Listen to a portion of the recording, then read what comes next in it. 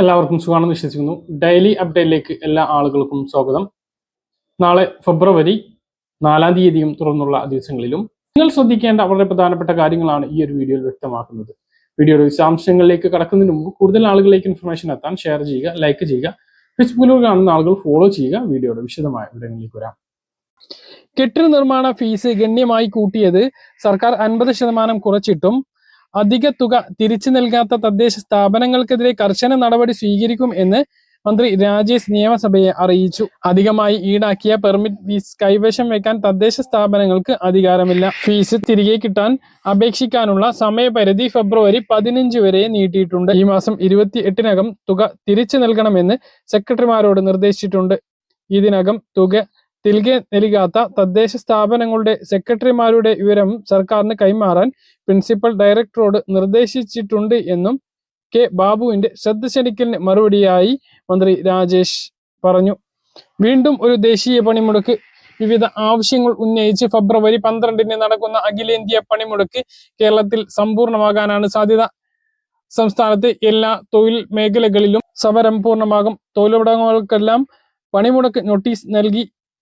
പത്രമാധ്യമ ജീവനക്കാർ പണിമുടക്കിൽ അണിനിരക്കാൻ തീരുമാനിച്ചിട്ടുണ്ട്. തൊഴിലാളി വിരുദ്ധ ലേബർ കോഡുകൾ പിൻവലിക്കുക, മഹാത്മാഗാന്ധി ഗ്രാമീണ തൊഴിലുറപ്പ് പദ്ധതി പുനഃസ്ഥാപിക്കുക, ശ്രംശക്തി നീതി ബിൽ അടക്കമുള്ള ജനവിരുദ്ധ ബില്ലുകൾ പിൻവലിക്കുക, ഇൻഷുറൻസ് മേഖലയിൽ 100% വിദേശ നിക്ഷേപ തീരുമാനം പിൻവലിക്കുക, നിശ്ചിത കാല തൊഴിൽ മാറ്റി ജോലി സ്ഥിരത ഉറപ്പുവരുത്തുക തുടങ്ങിയ ആവശ്യങ്ങൾ ഉന്നയിച്ചാണ് പണിമുടക്ക്. പണിമുടക്കിന്റെ ഭാഗമായുള്ള ജില്ലാ കൺവെൻഷനുകൾ ശനിയാഴ്ച പൂർത്തിയാകും. പ്രാദേശിക കൺവെൻഷനുകൾ ഫെബ്രുവരി 5-നകം പൂർത്തിയാക്കും. 12-ന് പണിമുടക്കിന് ശേഷം തൊഴിലാളികൾ ഏരിയ കേന്ദ്രങ്ങളിൽ പ്രതിഷേധിക്കും. തെരഞ്ഞെടുപ്പിന് മുന്നോടിയായി LDF സംസ്ഥാന വ്യാപകമായി സംഘടിപ്പിക്കുന്ന ജാഥകൾ പണിമുടക്ക് ദിവസം മാറ്റിവെക്കാൻ തീരുമാനിച്ചിട്ടുണ്ട്. രാജ്യത്ത് 10 കേന്ദ്ര തൊഴിലാളി സംഘടനകളും ദേശീയ ഫെഡറേഷനുകളും ബാങ്ക്, ഇൻഷുറൻസ്, പ്രതിരോധ രംഗത്തെ ജീവനക്കാരും കേന്ദ്ര സംസ്ഥാന ജീവനക്കാരും അധ്യാപകരും ചേർന്ന് ആഹ്വാനം ചെയ്തിട്ടുള്ളതാണ് പണിമുടക്ക്. കർഷക, മഹിളാ, യുവജന, വിദ്യാർത്ഥി സംഘടനകളും പണിമുടക്കിന്റെ ഭാഗമാകും.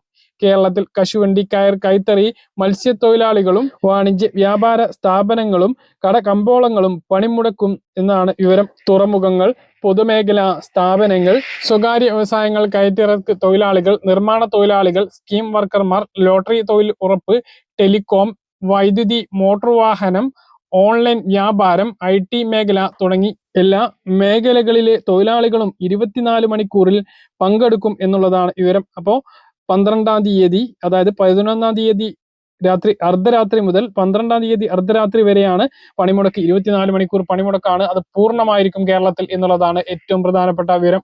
ദുബായ് മലയാളികൾ ശ്രദ്ധിക്കേണ്ട വളരെ പ്രധാനപ്പെട്ട ഒരു അറിയിപ്പാണ് ഇനി പറയുന്നത്.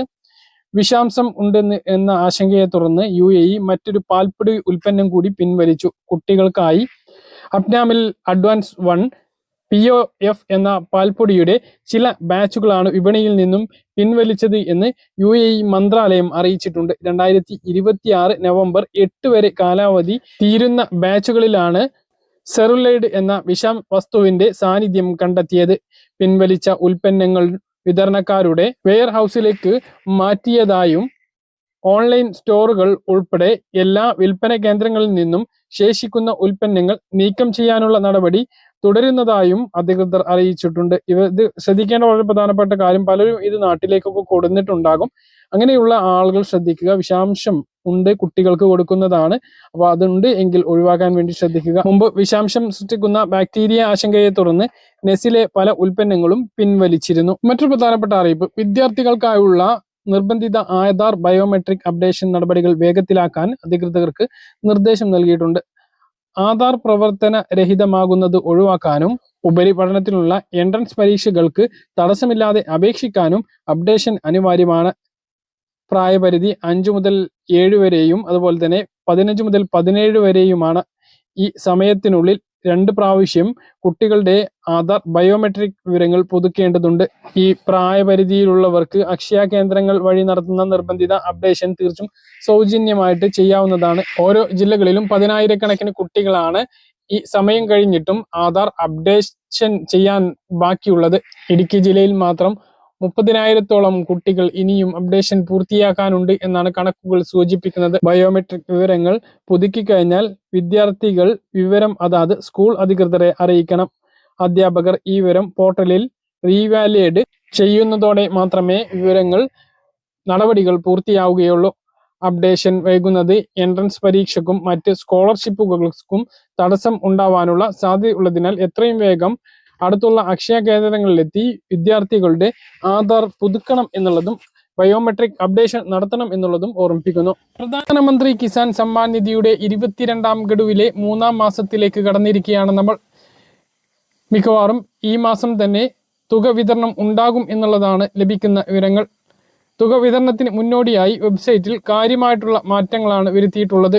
കൂടുതൽ ആളുകൾക്ക് തുക ലഭ്യമാകുന്ന തരത്തിലുള്ള വലിയ മാറ്റങ്ങൾ വെബ്സൈറ്റിൽ ഒരുങ്ങിയിട്ടുണ്ട്.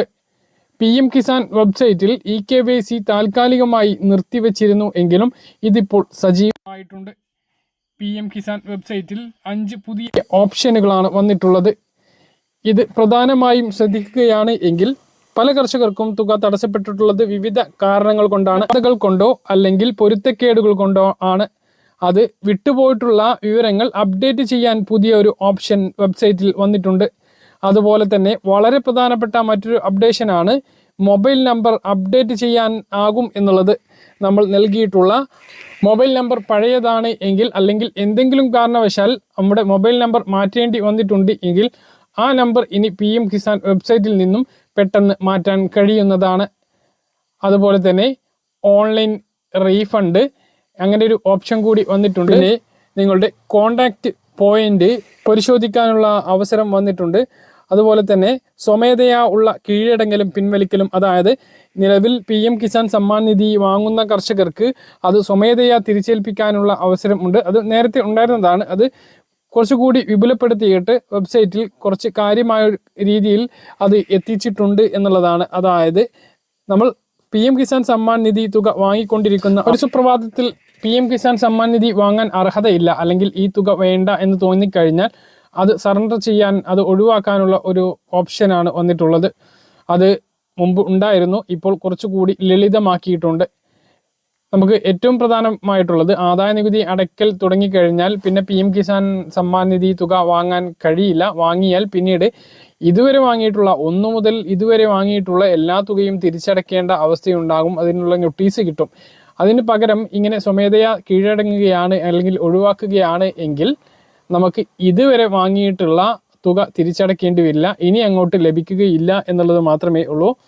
മറ്റൊന്ന്, കീഴടങ്ങൽ റദ്ദാക്കൽ നില പരിശോധിക്കാനുള്ള ഓപ്ഷൻ കൂടി പുതുതായി വന്നിട്ടുണ്ട്. പല കർഷകർക്കും 21ാമത്തെ ഗഡു മുടങ്ങിയിരുന്നു. അങ്ങനെയുള്ളവർ eKYC പൂർത്തീകരിക്കേണ്ടതാണ്. ബയോമെട്രിക് അല്ലെങ്കിൽ ഐറിസ് സ്കാൻ ഉപയോഗിച്ച് eKYC പൂർത്തീകരിക്കുക. മൊബൈൽ നമ്പർ മാറ്റേണ്ടവരാണ് എങ്കിൽ അത് മാറ്റാൻ വേണ്ടിയിട്ട് ശ്രദ്ധിക്കുക. വിട്ടുപോയിട്ടുള്ള വിവരങ്ങൾ അപ്ഡേറ്റ് ചെയ്യാനുള്ള ഓപ്ഷൻ വന്നതുകൊണ്ട് തന്നെ ഭൂരിഭാഗം ആളുകൾക്കും അടുത്ത ഗഡു ലഭിക്കും എന്നുള്ളതാണ് ഏറ്റവും സന്തോഷകരമായിട്ടുള്ള അറിയിപ്പ്. 22ാമത്തെ ഗഡുവിൻ്റെ വിതരണത്തിന് ഇനി ശേഷിക്കുന്നത് ഈ മാസത്തെ ബാക്കിയുള്ള ദിവസങ്ങൾ. ഇനിയിപ്പോൾ 3-ാം തീയതി കഴിഞ്ഞു, ബാക്കിയുള്ള ദിവസങ്ങൾ, അതുപോലെ തന്നെ മാർച്ച് മാസത്തെ 31 ദിവസം. ഇതിനുള്ളിൽ ഈ തുക എന്തായാലും ലഭിക്കും.